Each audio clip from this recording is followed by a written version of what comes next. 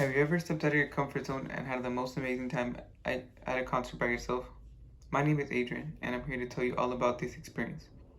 More specifically, I'd like to tell you about how my love for the 1975 began, explain what actually happened at the concert, and lastly discuss how I grew from this experience.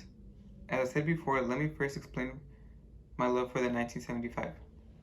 It all began when I was in 8th grade and I discovered this band on YouTube.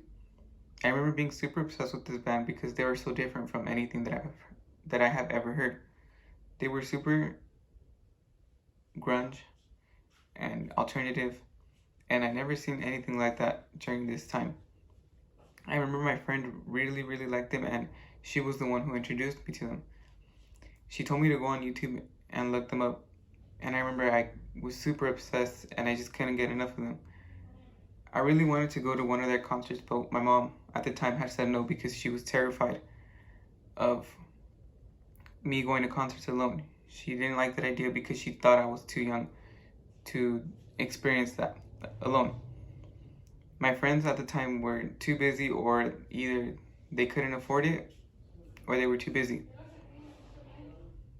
They weren't really allowed to go out as much as I was during the time, so it makes sense as to why they weren't able to go with me to that concert. Years later, I finally had the courage and convinced my mom to let me go to that concert. So now let me tell you a little background story about the actual concert itself. I remember being a Saturday night and I had told my dad if he can drive me there. My dad doesn't have really good vision, so I told my sister she can come with me so that it's not dangerous for my dad to drive alone.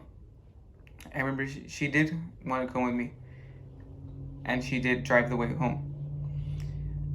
Once I arrived at the concert, there was people opening for this band. I remember not knowing who they were, but then falling in love with them as well. And I got home and I started to research them.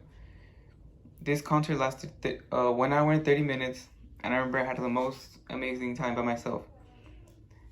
During this time, I was just jumping, dancing, and singing along with them as I was hearing some of my favorite songs of all time being played right in front of my eyes. So now let me explain to you how I grew from this experience. Going to concerts alone was something that I never thought I would actually get myself to do. I remember being super scared because I didn't know if it was actually going to be fun, because for the most part I've been to concerts and I had people go with me. But I decided to finally just be brave and realize that you don't have to always go with people to concerts. You can do stuff by yourself. For example, like go to the movies, go out to eat. You don't necessarily need someone there to hold your hand. And I felt like going to this concert was very liberating because it allowed me to grow. It taught me that I don't need anyone to do anything that I want, and I didn't need to wait on anyone in order for me to have a good time. It was super fun, and I definitely would do it again if I had the opportunity. I now know that having to wait on someone isn't always going to be something that I look forward to. I know that I can do it on my own, and I will continually prove that to myself. In conclusion, to wrap things up, today I shared with you how my love for the 1975 began, the contents of the concert, and how I grew from growing up alone. Going alone to concerts should be normalized, and I suggest that everyone goes at least once in their life in order for them to finally grow and show that they're capable of doing stuff on their own instead of having to be waiting for someone.